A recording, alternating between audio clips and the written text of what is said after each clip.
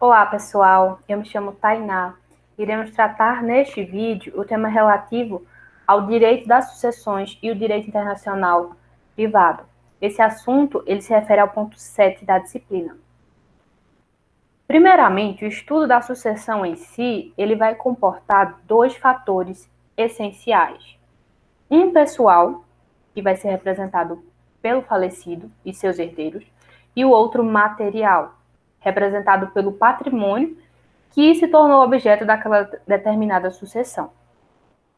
Então, no direito internacional privado, haverá duas leis possíveis para solucionar aquela determinada lide: a lei pessoal do de cujus e a lei da situação dos bens.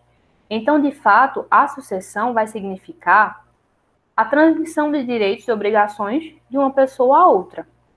A sucessão causa mortes ocorre em virtude do falecimento de pessoa cujos bens que ela deixou, ou seja, a herança, podem ser recolhidos pelos sobreviventes, que serão considerados herdeiros ou legatários. Então, a herança é basicamente o que passa do morto a outra pessoa, ou outras pessoas, como patrimônio ou parte de patrimônio. No Brasil, a solução da LINDB para a lei aplicável à sucessão vem expressa em seu artigo 10, que vai estabelecer o seguinte: a sucessão por morte ou por ausência obedece à lei do país em que era domiciliado o defunto ou desaparecido, qualquer que seja a natureza e a situação dos bens. Então, será a lei do último domicílio do de cujus que o juiz ele deverá aplicar para determinar as pessoas sucessíveis, a ordem de vocação hereditária, no caso da sucessão legítima, o valor das cotas necessárias dos herdeiros ou legatários, os limites à liberdade de testar, o modo de rateio do patrimônio, as causas de deserdação, a colação dos bens, a redução das disposições testamentárias, os dividendos do espólio. Tudo isso, qualquer que seja a natureza e a situação dos bens, será discutida no âmbito da lei do último domicílio do de cujus. Vamos citar um exemplo. Vamos supor que determinado sujeito ele falece e que ele era domiciliado no Brasil. Então, as regras da sucessão serão feitas pela lei brasileira. Então, será feito seu inventário, que poderá ser judicial ou extrajudicial. Agora, se esse sujeito ele era domiciliado na França, por exemplo, a lei cabível seria a lei francesa. Contudo, é importante ainda frisar o que rege os parágrafos sucessivos do artigo. O primeiro parágrafo ele vai tratar sobre a sucessão de bens de estrangeiros situados no país.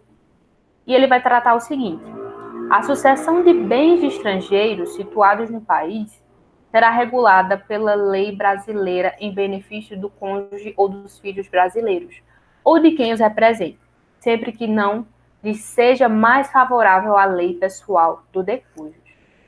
Primeiramente, a gente destaca que a Constituição Federal, em seu artigo 5º, inciso 31, tem uma disposição semelhante. Vocês podem depois conferir.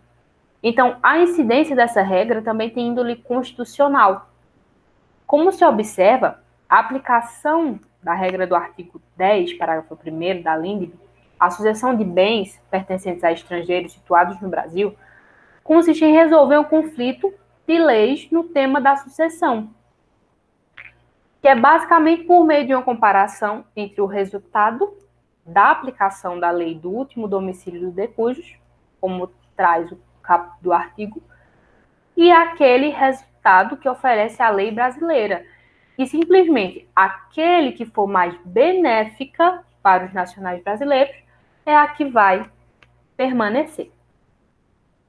E, por fim, o parágrafo 2º do artigo 10 dispõe que a lei do domicílio do herdeiro legatário regula a capacidade para suceder. Sendo herdeiro ou legatário de bens situados no Brasil, domiciliado no exterior, será a sua lei domiciliar, ou seja, a lei do domicílio daquele herdeiro ou legatário, que vai ser a competente para regular a aptidão de receber aquela determinada herança. E essa capacidade, trata-se de capacidade assim, em forma de aptidão para praticar atos jurídicos, para saber quem deverá receber aquela determinada herança. Então, sendo assim, várias serão as leis que serão aplicáveis à capacidade para receber aquela herança, tantos quantos forem os domicílios dos herdeiros ou legatários, em países diversos. Bom, pessoal, concluído esse tema, eu espero que vocês tenham compreendido esse conteúdo e qualquer dúvida, vocês podem enviar para o meu e-mail, que é tainá16s@hotmail.com. Muito obrigada e até a próxima.